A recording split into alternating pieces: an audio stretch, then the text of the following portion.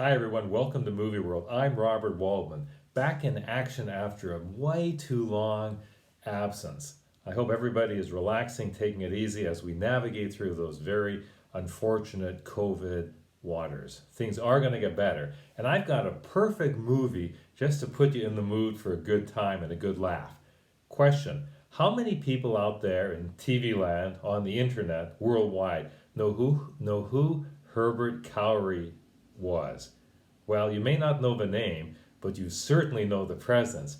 Herbert Cowrie, that's his name, would become throughout the world known as Tiny Tim. That's right. The movie is called Tiny Tim King for a Day, and it's a brand new movie available now on demand throughout Canada, North America, and around the world.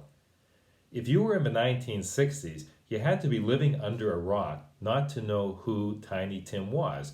He came onto prominence globally and especially in North America in the middle and late 1960s.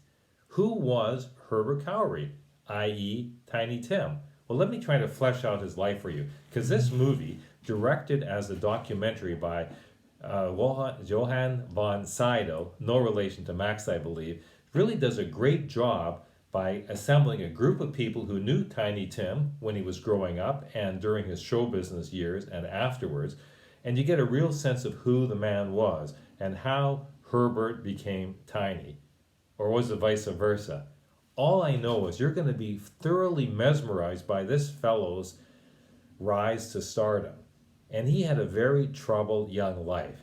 Let's start at the top. His mother and father. Well, who would have known that mixed marriages would have worked and lasted and created a wonderful human being in the form of Herbert coming into being Tiny Tim? Well, his father was actually from Lebanon. He was an Arab, and his mother was a Polish Jew. So you have a young boy, essentially born to a very mixed family. And back in those days, you didn't really see too many marriages of that type. However, they were born and lived in New York City, and at an early childhood, experiences were not happy. You see, they lived in a very small home, very small flat, and there was no privacy. So young Herbert kind of saw and heard his parents and doing all sorts of things behind closed doors, which weren't closed, but sort of impacted on his life. So he was a bit of an emotional basket case. And to escape that, he always dreamed of being something and doing something and getting somewhere in his life. He got involved in show business, but he was a little bit different. He had a little bit of an odd appearance, and one of his main goals, I guess, like many young men at the time, young boys, was to find a girl or find girls. So Tiny was preoccupied with finding love, and he searched it.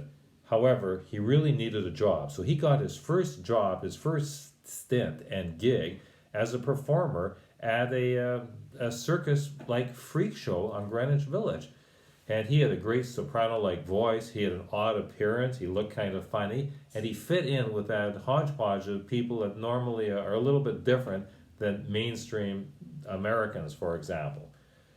After that, he was discovered and made the rounds of Greenwich Village. He had a manager, and wouldn't you know it, by luck, he got his big break. He got invited to perform as a guest on Laugh-In, which was a hugely popular variety show, and he took off Rowan and Martin's Laugh-In. That was Tiny Tim's first major theatrical appearance, and from there, well, the sky was the limit. He got booked on virtually every American talk show. People liked him. He had a voice, he had a song, and his trademark song was Tiptoe Through the Tulips. And actually, many of you who were around in the 1960s may have known that Tiny Tim got married to Miss Vicky on The Tonight Show with Johnny Carson. That was the #1 rated TV show up until that time. And it thrust Tiny Tim into the public limelight, becoming, in effect, the biggest star in the world. Hard to believe, but people just ate it up. They didn't know a lot of times what to make of this guy or this person, but it was very engaging and enlightening and entertaining. What's also important about the career in the movie Tiny Tim King for a Day, it shows how somebody right at the top could go right to the bottom. Talk about a tumultuous career. He went up and down like a yo-yo. So it just shows you that show business is a very hard life. And what happened to Tiny as his career descended was really rather sad. He was living at the end in dives. He had a gay lifestyle, which was, I guess, not fashionable at the time. But it just showed that somebody with a different appearance, different makeup, could actually become successful and be happy in his own life. He was married 3 times, but I really like the insight. You'll learn all about Tiny Tim. And there are tremendous footage, tremendous TV clips, and home video clips of Tiny Tim. So this movie really fleshes out the life of a one-of-a-kind performer. On a scale of 1 to 10, I gotta give Tiny Tim King for a Day an 8. It's entertaining, it's engaging, it's fresh, it's original, it's got some animation to it, and it's narrated, I didn't forget this, by Weird Al Yankovic. How appropriate. Thanks for watching today. Robert Waldman for Movie World. Hope to see you and keep well.